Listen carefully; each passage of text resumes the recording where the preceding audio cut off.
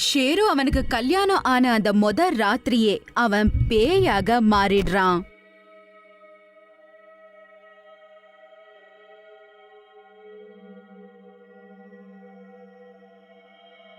அட செத்தண்டா, இப்ப நான் இவன்கிட்ட மாட்டிக்கிட்டனே. அப்ப அவனோட ஃப்ரெண்ட் ஆகிய சிவா அவனை பாக்குறதுக்காக வீட்டுக்கு வராங்க. அண்ணி இங்க பாருங்க, இங்க இங்க நான் இருக்கேன், சீக்கிரம் ஜன்னல் வழியா வெளியே வந்துருங்க. அதுக்கப்புறம் சுமன் சீக்கிரம் ஓடி போறாங்க. அங்கிருந்து தப்பிச்சு அவ எப்படியோ வெளிய வந்துடுறா.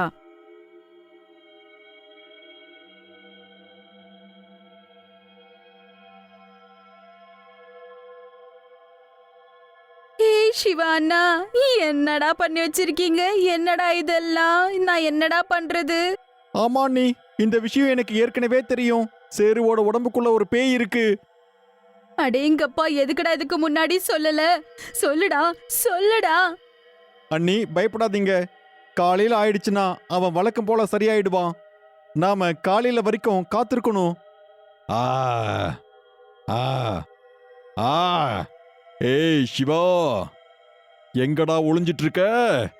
அவ என் மனைவிடா. நீ என்னடா பண்ணிட்டு இருக்க? நீ அவ கூட என்னடா பண்ணிட்டு இருக்க?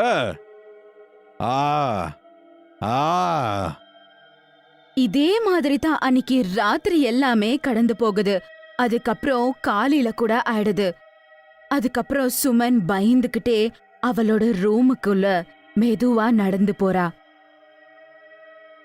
ஷேரு தூங்கிக்கிட்டு இருப்பாரு. என்னங்க என்னங்க கேளுங்க. என்னங்க நீங்க நீங்க நல்லாதான் இருக்கீங்கல்ல? அப்பதான் ஷேரு தூக்கத்துல இருந்து எழுந்துக்கிறான். அந்த நேரத்துல அவன் நல்லாதான் இருப்பான். சுமன், நீ நல்லா தானே இருக்க? நேத்து நைட்டு நான் ஏதாவது தப்பு பண்ணிட்டேனா என்ன? சுமன், தயவு செஞ்சு என்ன மன்னிச்சிரு.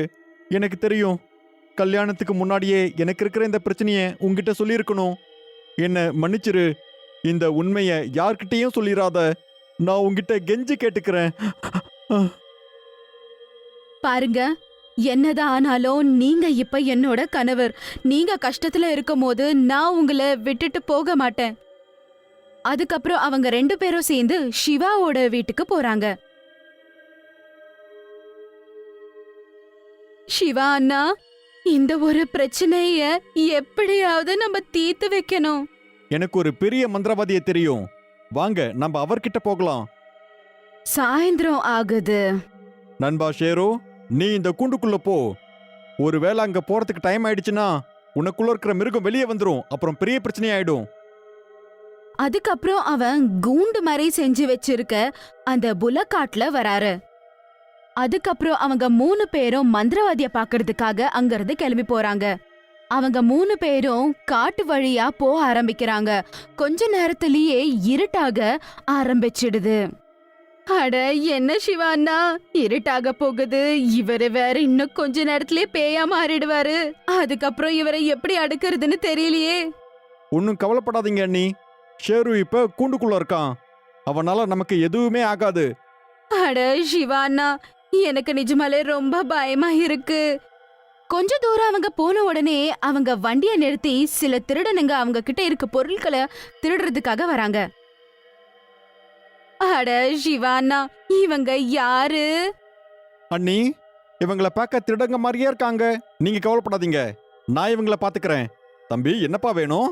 ஏன் இப்படி வழியில நின்னுகிட்டு இருக்கீங்க? முதல்ல இந்த இடத்தை விட்டு கிளம்பி போங்க. எதுவும் பண்ணாம எப்படி போறது? இந்த அழகான பொண்ணை கூட்டிக்கிட்டு எங்க போய்கிட்டு இருக்கீங்க? சரி, நீ ஒண்ணு பண்ணு. நீ அவளை எங்க கூட விட்டுரு. அப்புறம் நீங்க மட்டும் போங்க. இல்ல, அப்படிலாம் பண்ண முடியாது. நீங்க ஒண்ணு பண்ணுங்க, எங்க கிட்ட இருக்கிற பணத்தை எடுத்துக்கோங்க. உங்களுக்கு வேணும்னா நான் கூட இங்கே இருக்கேன். இல்ல, முடியாது. இவ்ளோ அழகான ஒரு பொண்ணை எப்படி உங்ககிட்ட விட முடியும்? ஜகிரா, நீ வந்து இந்த ஆளை புடிச்சுக்கோ. நான் போய் அந்த அழகான பொண்ணை நம்ம கிட்ட கூட்டிட்டு வரேன். அப்புறம் 2 பேரு சிவாவோட கைகளை பிடிச்சுக்கிறாங்க. அங்க இருக்க இன்னொருத்தன் சுமனோட கைய பிடிச்சு அவளுக்கு தொந்தரவு கொடுக்க ஆரம்பிக்கிறான். வா என் ராணியே, இன்னையில இருந்து நீ எங்களுக்கு சொந்தமானவ. ஏய் அவங்கள விட்டுறா, இல்ல நீ அவ்வளோதான். ஏய் ஏய் விடுறா, விடு விடு.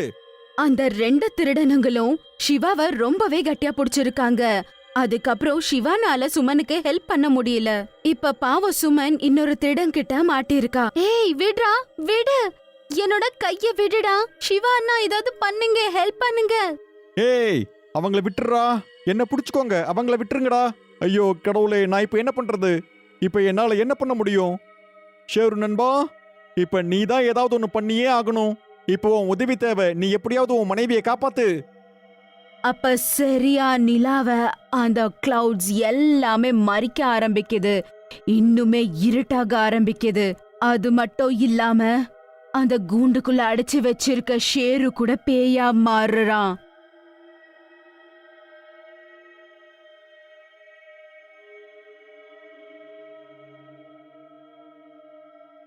அதுக்கப்புறம் அவன் ரொம்பவே கோவத்துல கத்த ஆரம்பிக்கிறான்.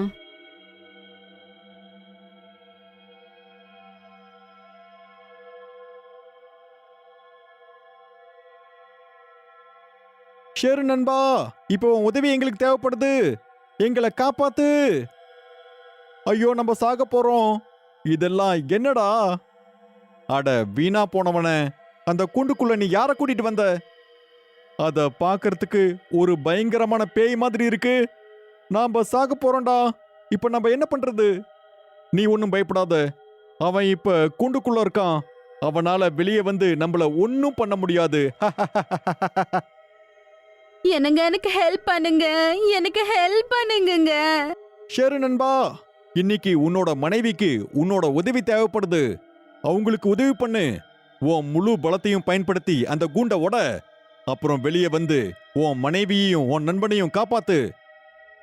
அந்த பேய் ரொம்ப கோவத்துல இருக்கு. அது அதோட அந்த கூண்ட உடைக்க ட்ரை பண்ணுது. ஆனா அதனால அந்த கூண்ட உடைக்க முடியல. சிவா, என்னால இந்த கூண்ட உடைக்க முடியல. ஆ ஆ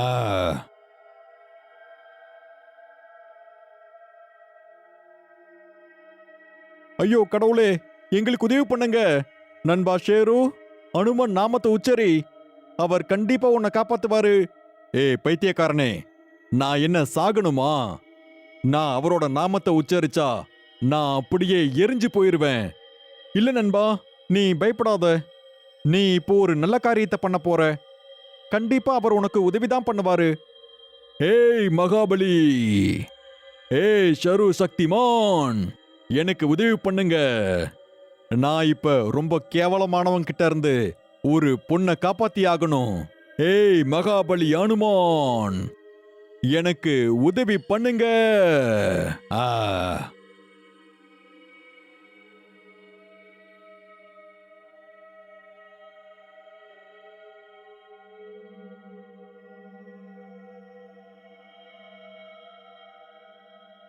பாத்துக்கிட்டு இருக்கும்போதே அவனுக்குள்ள ஒரு பலம் வந்துடுது. அதுக்கப்புறம் அவன் அந்த கூண்டையே உடைச்சு போட்டுடுறான். ஐயோ கடவுளே, அந்த பேய் கூண்டை விட்டு வெளியே வந்துருச்சு. இனிமே நம்ம யாரையும் அது உயிரோடையே விடாது. ஏய் ஓடுங்கடா, ஓடுங்க. ஓடி போய் உங்க உயிரை காப்பாத்திக்கோங்க. அதுக்கப்புறம் அந்த 3 திருடனுங்களும் அந்த பேய பார்த்த உடனே பயந்து அங்கிருந்து ஓடி போயிடுறானுங்க. மிருக நண்பா, எங்களை மறந்துடாத. நான் உன்னோட நண்பன் தான். அப்புறம் இது உன்னோட மனைவி. தயவு செஞ்சு எங்களை எதுவும் பண்ணிராத. என்னங்க, நீங்க பஜ்ரங்க பலின்னு சொல்லுங்க. அப்ப அந்த கடவுளே வந்து உங்களை காப்பாத்துவாரு. ஏய் மகாபலி அனுமான், நான் உங்ககிட்ட சரணடைஞ்சிடுறேன். சத்தமா சொல்லுங்க, மகாபலி ஹனுமானுக்கு ஜெய். ஜெய் பஜ்ரங்க பலி, ஜெய் பஜ்ரங்க பலி. அதுக்கப்புறம் ஷேரு அந்த ஹனுமானோட மந்திரத்தை சொல்ல ஆரம்பிக்கிறான்.